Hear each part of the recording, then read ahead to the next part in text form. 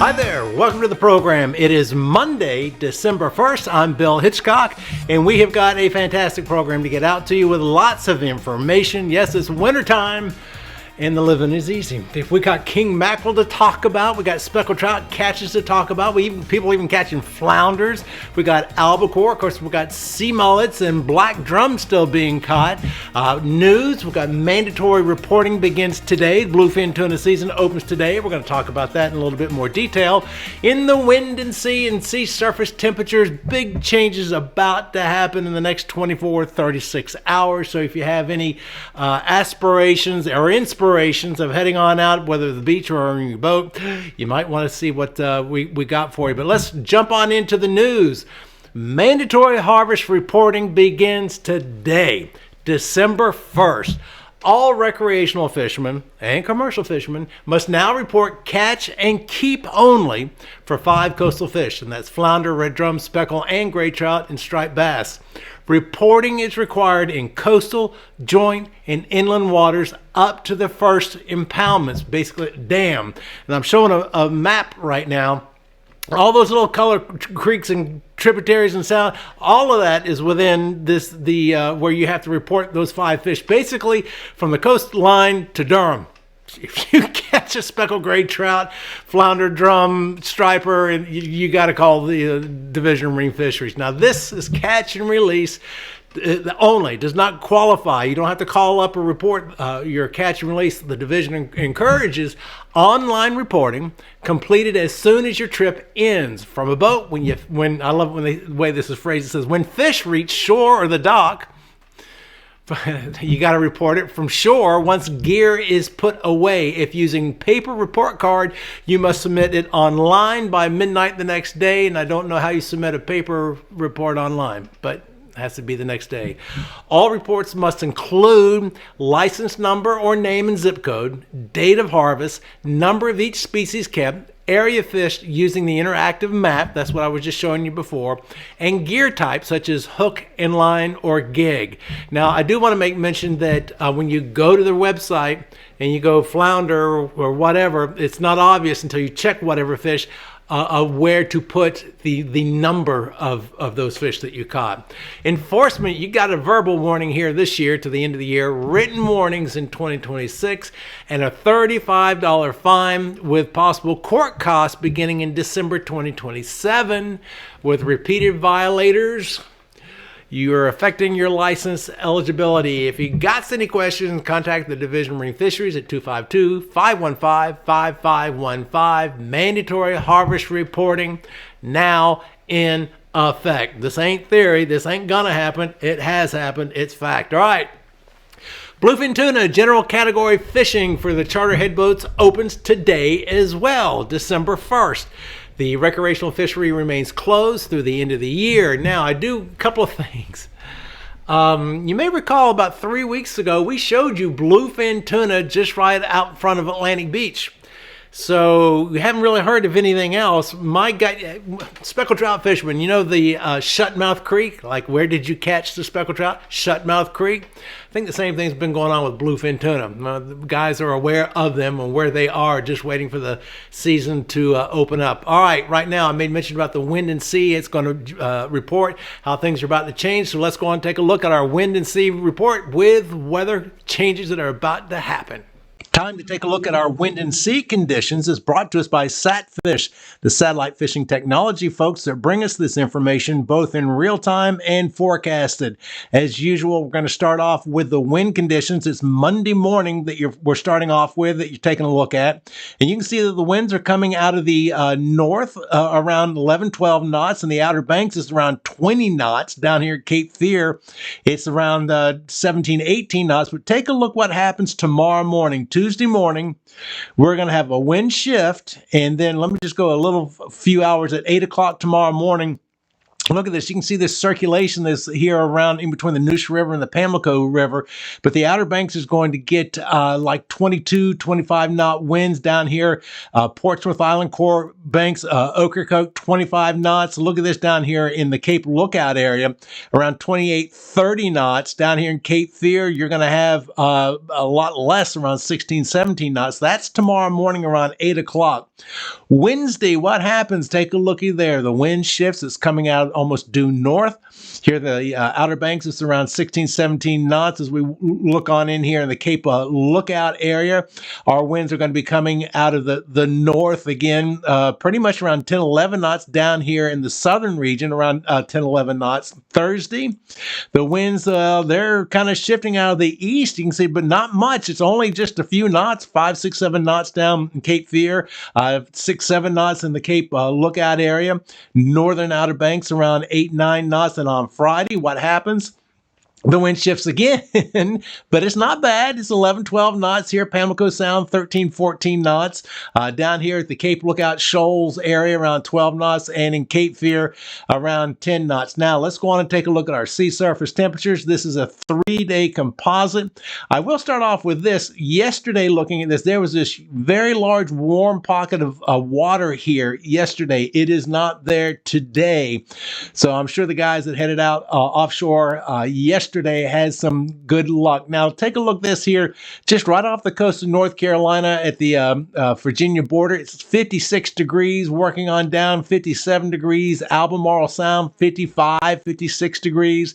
The Pamlico Sound is a little bit warmer. Let me zoom in here. 55, 56. Neuse River, 56 degrees. You can see that it's 55, 56 degrees there in the Pamlico. Again, this cool water is extending on out here from the Outer Banks until you hit the Point of Hatteras. That's when things start happening. So you can see like cool water at 57, 58 degrees here just off of Avon. Here at Cape Point, it's around 62 degrees. And here just off of Buxton area, it's 64, 65 degrees, 66 degrees. You can see the cold water coming out of Hatteras Inlet and Ocracoke Inlet. But just right offshore here of the beaches around Ocracoke, 67 degrees. And that warm water hugs on in along Portsmouth Island course Sound. It's very interesting to watch how the cold water here at Cape Lookout Shoals, which is around 60, 61 degrees, has collapsed on in. But look at places like the Northwest places, the big 10 fathom, it's around 67, 68 degrees, 90-foot drop, 75 degrees. Out here at the Big Rock, it's under 80 degrees. It's around 78, 79 degrees. Real good king mackerel fishing type areas here, 66, 67 degrees. Out of the Fun Rock, the Coral Bottom, you can see 66, 67 degrees. This would be just a D-buoy. This would be a great king mackerel hotspot. That cool water buffer, as I keep referring to it, is extending out in front of the Wrightsville Beach, Topsail Beach, Fort Fisher area. The shoals are still, frying pan shoals are still quite cool, around 62 degrees. You have to reach on out here to Frying Pan Tower. Just ought to be a great place again for your king mackerel fishing if you can truck out that far. Here out the steeples around 78 degrees, and as we go on down to the through to the coast of South Carolina, that buffer, we got a constant 60, 61, 62 degrees. We'd like to thank Satfish, the Satellite Fishing Technology folks, for supplying us this information, both in real time and forecasted. There's so much more that they have to offer, and we're going to start getting into those other features here real soon. Right now, let's take a look at our coastal weather for both the Outer Banks, the Cape Lookout area, and the Cape Fear region.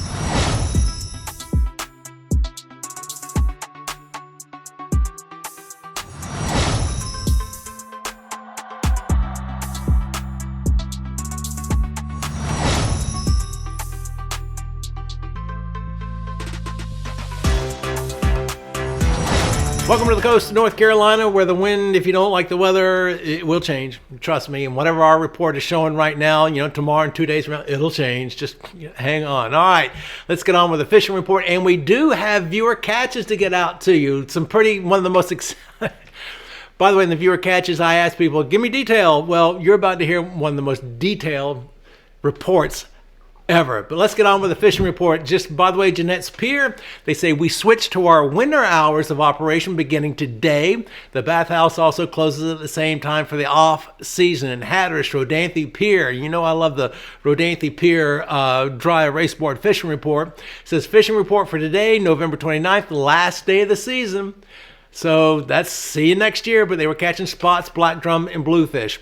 Frank and Francis said, what a beautiful day after a few cold ones. This is yesterday. Lots of sea mullet were caught today. Plenty of sharks at the point, along with false albacore.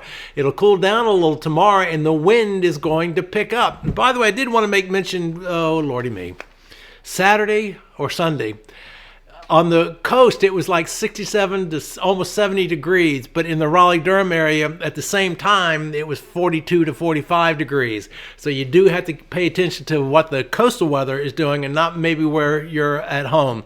Good time sport fishing. They say hot and heavy king mackerel bite for Jeff's gang today. Yay. And we're, if looking during those sea surface temperatures, those are king mackerel areas. All right, Hatteras Harbor Marina. So the last day of November saw 2 boats hit the blue water this morning.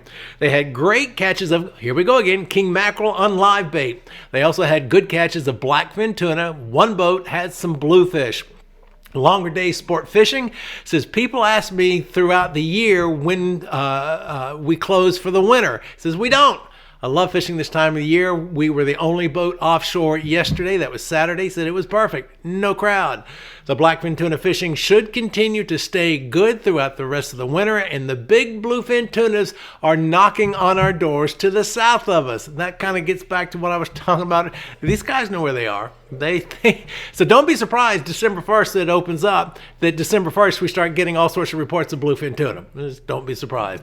All right, in the Cape Lookout, Crystal Coast area, flying tide charters out of Atlantic Beach said jumbo sea mullet smackdown today. Caught enough to have a fish fry for the whole county. Stocking the freezer for the winter. Also caught some nice sheep's head and blowtoads. The bill collector of the Morehead City waterfront said good day with Matt and crew. Yesterday was our last charter for 2025. Bill collector goes to the yard this week for paint and seasonal maintenance. Note, tuna, king mackerel, wahoo, and sailfish releases. And this, I can't stress this enough. This is their last day for the season. Just because we're not getting fishing reports and just because boats aren't going out doesn't mean fish aren't there. They are. All right, take a look at this video. John Gainey from Chasing Tails. John Gainey with a new second place fish at 8.55 pounds on our 19th annual Speckled Trout Challenge. Congratulations. And yes, again, Chasing Tails has this 19th annual Speckled Trout tournament. It is, you show up with it alive, you weigh the thing, and you let it go alive. I think that's fantastic. Outcast Outdoors out of Swansboro said a retired serviceman and a retired teacher fished with me Saturday morning. I said many times that we have what we have because of y'all, and he's right. Man, it was cold, but Mickey brought the heat. Mickey put on a clinic. Myself and Roger caught a few keeper trout while thawing out in the sun. Bogate and Pier, just want to say they're closed. All right, and by the way, just contact folks. If you're thinking about going to a pier or a bait and tackle shop or whatever, call them up in advance just to make sure what the status is. All right, the Von Kay out of Carolina Beach. I'm going to meet these people. Allison, that's her name. I'm going to meet you guys one day because I love what you guys do. Said, we had a nice day out today. Captain put us on some nice big, black sea bass. I said, whoops, because my teleprompter went backwards. Thanks to all that came out. We appreciate you more than you will ever know. Surf City Pier. It says, Stan caught this keeper black drum early today. Today is the last day of our 2025 fishing season. Tomorrow begins the 2026 fishing season in our winter hours. The pier house will be open from 9 a.m. to 5 p.m. for visitors, and the grill will be open from 9 a.m. to 2 p.m. And again, I can't stress their 2025 season is over. The 2026 season is starting up, but they are open. So contact these folks. Jolly Roger Pier. It's sunny, calm, and warmer today. We caught big Virginia mullet, blues, puffers, and lots of small black drum on the pier for the past several days. This morning we've caught trout and blues so far. Ocean Isle Fishing Center said shrimp are getting hard to find. Found some live finger mullet, and the redfish were hungry. Even had a few crazy flounder join the action. Let's go fishing, Captain Jacob Frick. All right, viewer catches. Here we go. Rachel Jacob. She says, hi, Bill. Thursday after work, we fished down at Wrightsville Beach and landed these 3 bluefish in the causeway with shrimp. Yesterday, we went to the Soundside Park Street in Surf City, and my boyfriend, Chad Kaiser, caught this flounder on paddle tails. Flounders are about... No comment. Doug Dorsey says, my family and I were at... You want detail. This is detail. Doug Dorsey, he says, my family and I were at Ramp 38 at Cape Lookout on November 28th. I caught a 6-foot sand shark. I want to say thanks to Akuma rods, pin reels, Bass Pro 20-pound fluorescent green line tied to a 4-foot of 30-pound Zebco clear line tied to a Bill Fisher swivel tied to 6 inches. The 50-pound triple fish fluorocarbon line tied to an 8-aught Gamakatsu hook, and the mullet I use for bait. So that's pretty detailed. Also want to say thanks to Stuart with Topsail Fishing Charters for stopping by and helping assist in the release. We also caught a couple of puppy drum and lots of flounder. That's out at Cape Lookout. Also wanted to say thanks to my family, Brian, Amy, Iva, and Ashton. All right, Doug Dorsey, thank you very much. And I did want to make mention about this. I got a real nice email from Donna Flowers about the Mattamuskeet Lodge. She says, I know this is not a fishing report, but felt it was notable to share with you.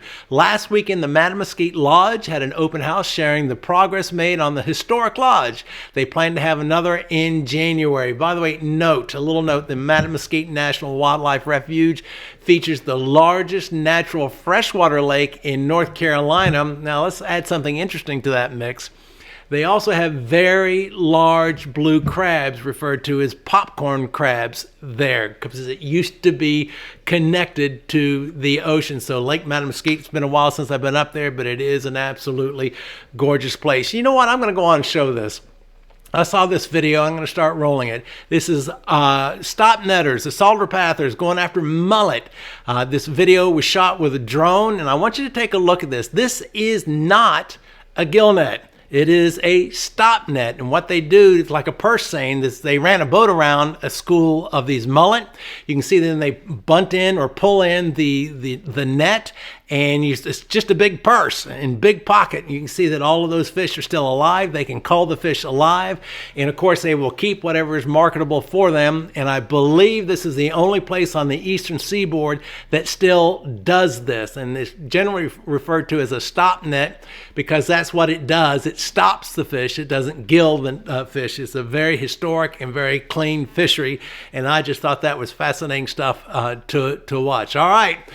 Email me, billhitchcock@mail.com, billhitchcock@mail.com. If you got pictures, videos, detailed reports like we just had from Doug, anything, questions, comments, just email me, billhitchcock@mail.com. And please email me. Don't try to Facebook or Snapchat or WhatsApp or any other things. I don't know. It gets lost. Email me, billhitchcock@mail.com. All right, that's all the time I have for you today. Until next time, see ya.